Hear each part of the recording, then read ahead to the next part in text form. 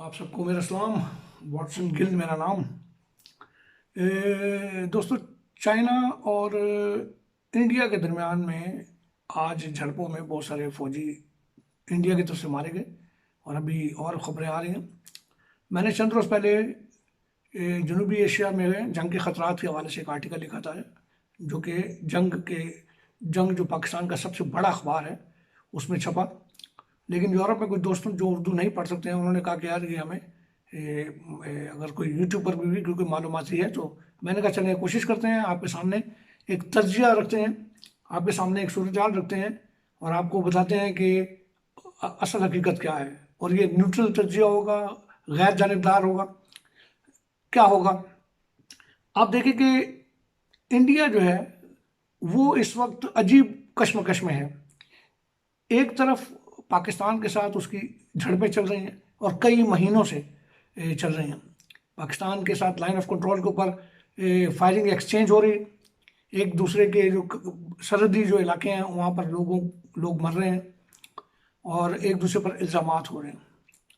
उसके बाद फिर अगर आप इंडिया के अंदर देखें तो इंडिया के अंदर भी खालिस्तान तहरीक, उसके बाद फिर आप देखें तो इंडिया के अंदर ही माओ तहरीक, ये चीज़ें। कश्मीर के हवाले से आप देखें तो दफ़ा 370 का जो इतलाक़ किया, कश्मीर को इंडिया के अंदर शामिल कर लिया, इससे तमाम करारदादें जो हैं वो जो अक़वाम मुत्तहिदा की, उनको रद्दी के टोकरे में फेंक दिया। ये इंडिया की सूरत हाल है और मैं न्यूट्रल आपको बता रहा हूँ, यहाँ पर मैं किसी की साइड नहीं ले रहा, मैं आपको सही बात बता रहा हूँ कि ऐसा ही। अब इंडिया का सबसे क्लोज दोस्त था नेपाल। बहुत अच्छा दोस्त था कि इंडियन और नेपालीज एक दूसरे के ममालिक में बगैर वीज़े के, बगैर पासपोर्ट के आते जाते थे, काम काज करते थे।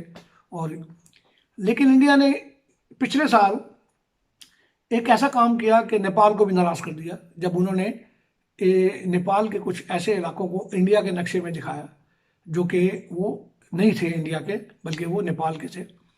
और वजह ये बताई कि जी वो जो कैलाश यात्रा जो लोग जो जाते हैं कैलाश में, कैलाश वो पर्वत जो जिसके बारे में हिंदू धर्म के लोग ये मानते हैं कि वहाँ पर शिव और पार्वती जो है वो रहते हैं। उस पर्वत के पास जो लोग यात्रा के लिए जाते हैं उनको बहुत दिन लगते हैं। तो इंडिया ने एक 80 किलोमीटर तावील सड़क बनाई और उस सड़क पर जो इलाका नेपाल का था उस पर भी वो सड़क बनाते चले गए और उन्होंने वो इलाका भी इंडिया के नक्शे में दिखाया, जिसका बहुत ज़्यादा असर हुआ नेपाली लोगों पर। उन्होंने एहतजाज किया और इस बात का उन्होंने इस पर मुजाहरे किए और नेपाल के ताल्लुकात जो हैं वो इंडिया के साथ कशीदा हो गए। दूसरी तरफ चाइना को भी इस पर तशवीश हुई, क्योंकि चाइना जो है वो ये समझता है क्योंकि जो ये कैलाश का पर्वत जो है या जो पहाड़ है या जो मानसरोवर जो इलाका है पूरा, ये कैलाश मानसरोवर के नाम से है और ये इलाका चाइना के कंट्रोल में आता है। अब चूंकि इंडिया ने सड़क बनाई तो चाइना को भी तशवीश हुई कि ये क्या चाइना के नज़दीक आने की कोशिश है ये, या चाइना को रोकने की कोई वजह हो सकती है, क्या वजह हो सकती है, क्योंकि ये इलाका नेपाल का था और नेपाल का इलाका ऐसे था ये कि ये 200 साल कबल जब एक ट्रीटी थी, सिगोली ट्रीटी, जो अंग्रेज़ों और गोरखा शहनशाहों के दरमियान में हुई थी कि ये इलाके जो हैं, तो नेपाल ने चूँकि ये पहाड़ी इलाका था, बंजर था, वीरान था, सुनसान इलाका था, कभी तवज्जो नहीं दी। लेकिन जब इंडिया ने इस पर कब्जा किया तो फिर नेपालियों को याद आया कि यार ये हमारा इलाका था। अब इसके क्योंकि इस इलाके में लेपोलिखा और काला पानी का जो इलाका वो नेपाली जो है उनके लिए ये बड़ा अहम भी है, क्योंकि बहुत बड़ी नदी है जो गुजर रही। ये सारी चीज़ें नेपाल के लिए नाकाबिल यकीन थी कि इंडिया उनके साथ ऐसा कर सकता है, क्योंकि वो दोस्त है। लद्दाख के अंदर भी इंडिया चैन से नहीं बैठा। उसने क्या किया लद्दाख के अंदर, कि लद्दाख के अंदर उसने अपनी उन जगहों पर एक ब्रिज तामीर किया जो कि LAC के ऊपर वाक़या था। LAC जैसे इंडिया और पाकिस्तान का जो बॉर्डर है वो LOC कहलाता है, लाइन ऑफ कंट्रोल। इसी तरह इंडिया और चाइना का जो बॉर्डर है वो LAC कहलाता है, लाइन ऑफ एक्चुअल कंट्रोल। ये वो इलाका है, बहुत बड़ा इलाका है ये वो बाउंड्री है जो कि अक़वाम मुत्तहिदा के या दीगर जो यानी अथेंटिक नहीं है ये कि बॉर्डर कौन सा किसका है। ये एक डिस्प्यूटेड एरिया है, ये ऐसे कहने के ग्रे जोन है। इसकी एक मिसाल आपको मैं ऐसे देता हूँ कि जो प्योंगयांग रिवर है जहाँ पर इनकी सरहद है दोनों ममालिक की, उसमें बहुत सा इलाका ऐसा है जिसे इन्होंने फिंगर्स के नाम से तकसीम किया हुआ है। Finger 1, finger 2, finger 3, finger 4, finger 5, finger 8। India ये समझता है कि जो फिंगर 8 के बाद का इलाका है वो चाइना का है। चाइना जो है वो ये समझता है कि जो फिंगर 4 है वहां तक ये इलाका चाइना का है। लेकिन जब ये इंडियन फोर्सेस जो पेट्रोलिंग करते हैं, जो सरहदी जो पेट्रोलिंग के लिए आते हैं, तो ये फिंगर 8 तक चले जाते हैं। अब क्या किया कि चाइना ने उनको धकेल कर पीछे कर दिया और ये फिंगर 5 तक, जो कि बहुत बड़ा एक इलाका बनता है कई 100 स्क्वायर किलोमीटर तक का, जिस पर कब्जा कर लिया है चाइना ने। इधर से इन्होंने उनको धकेला पीछे। ये प्यांगोंग रिवर है जो कि बहुत बड़ा एक बहुत बड़ा वो है, झील कह लो इसे। 130 से 170 किलोमीटर के तक लंबी ये झील है और चौड़ाई इसकी 5 किलोमीटर है। इसके इस तरफ मशरकी जो इलाके हैं उस पर पहाड़ों पर चाइना जो है वो ऊपर की तरफ चला गया। ऊपर का हिस्सा जो है चाइना ने कब्जा कर लिया, नीचे ये इंडियन खड़े।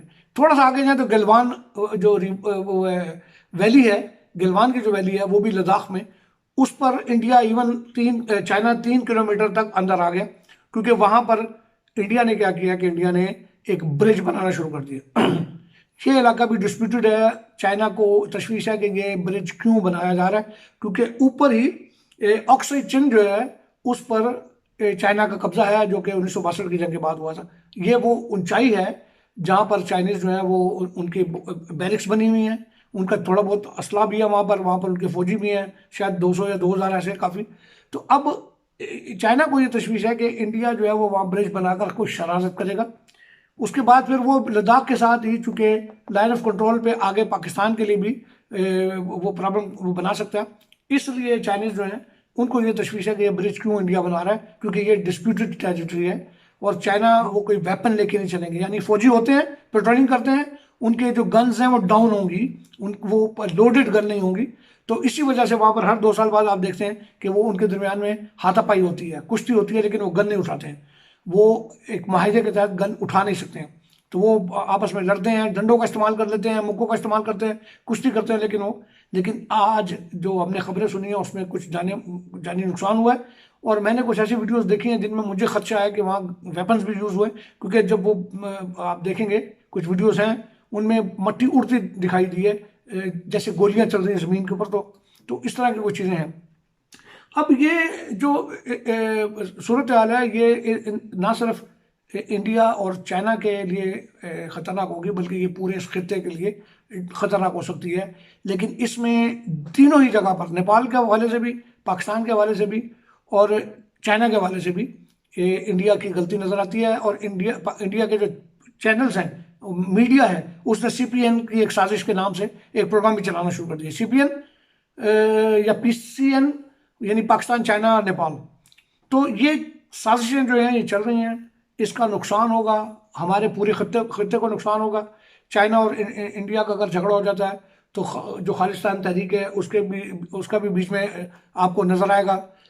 करोड़ों मुसलमान हैं जो तंग हुए हैं हिंदुओं के जुल्मों से, उनका भी सामने आपको नजर आएगा कुछ ना कुछ खाना जंगी के तौर पे। पाकिस्तान भी इसका फायदा उठा सकता है। तो नजर ये आ रहा है कि अगर ये कुछ हुआ तो ये जंग जो कन्वेंशनल वॉर होगी उससे ज़्यादा खतरनाक होगी जब ये सिविल वॉर में बनेगी और ये इंडिया के अंदर लड़ी जाएगी। खुदा माफ़ करे उस दिन के लिए जब ये हम देखें, लेकिन ये होने जा रहा है और इसकी जिम्मेदारी जो है वो सरासर इंडिया के सर पर है। बहुत शुक्रिया, थैंक यू।